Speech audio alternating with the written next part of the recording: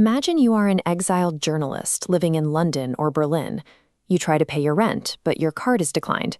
You check your bank app, and your account is locked. Your financial life has, in an instant, gone entirely dark. This is a calculated, systemic process.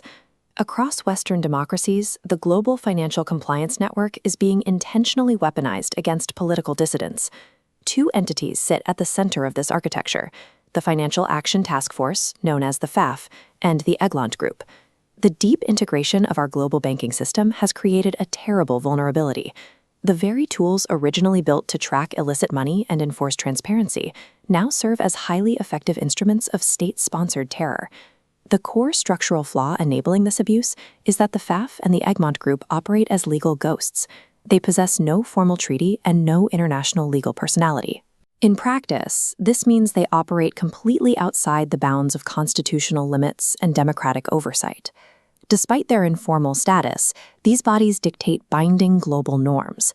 They mandate financial compliance laws worldwide, bypassing traditional international legal scrutiny entirely.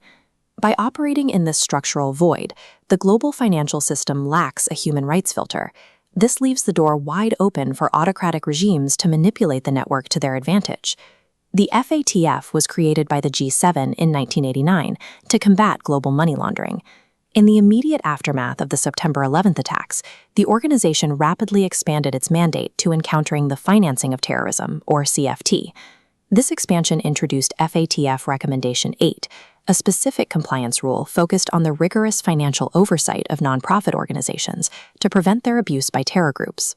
Authoritarian regimes now import the exact language of Recommendation 8 to draft oppressive domestic laws, shielding themselves behind the unassailable guise of transnational security standards.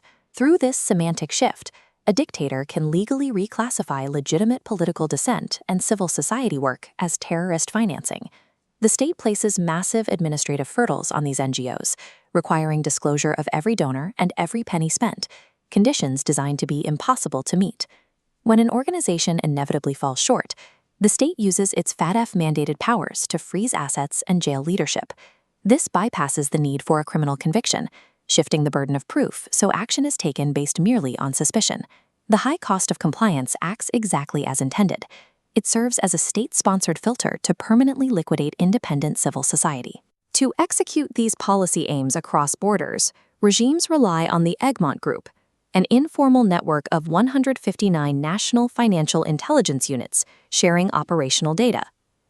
This diagram shows the primary infrastructure enabling this exchange: the Egmont Secure Web, connecting national intelligence units to a central hub. The system has a fatal flaw. It operates on strict technical neutrality and absolute trust, regardless of a country's human rights record. Totalitarian regimes abuse this trust by submitting requests for data on political dissidents, disguising them as routine investigations into suspicious wealth or money laundering. These requests act as covert reconnaissance missions. They allow the state to map out the financial support structures of exiled opposition members, identifying exactly who pays for server hosting, legal defense, and travel. To avoid scrutiny from Western oversight bodies, the autocrat floods the network with noise and false positives, successfully masking their targeted political attacks. Treating a totalitarian data request with the exact same validity as a democratic one guarantees the network functions as a frictionless pipeline for transnational repression. When that autocratic data packet leaves the Egmont network, it lands at a Western retail bank. Because the system relies on private sector compliance, ordinary bank managers, not human rights experts, are effectively deputized as the frontline enforcers of this global dragnet. This interface represents de-risking. Driven by fear of massive regulatory fines for accidentally facilitating illicit flows, banks use strict risk assessment algorithms. When an Egmont red flag appears on an exiled activist's file, the bank chooses self-preservation, locking the account to protect its license. The collateral damage is total. Branded with a digital scarlet letter, they are permanently paralyzed, unable to pay rent, school fees, or legal retainers. This compliance incentive structure guarantees corporate cowardice. It grants autocrats the remote controllability to turn the global banking system into a private prison without walls.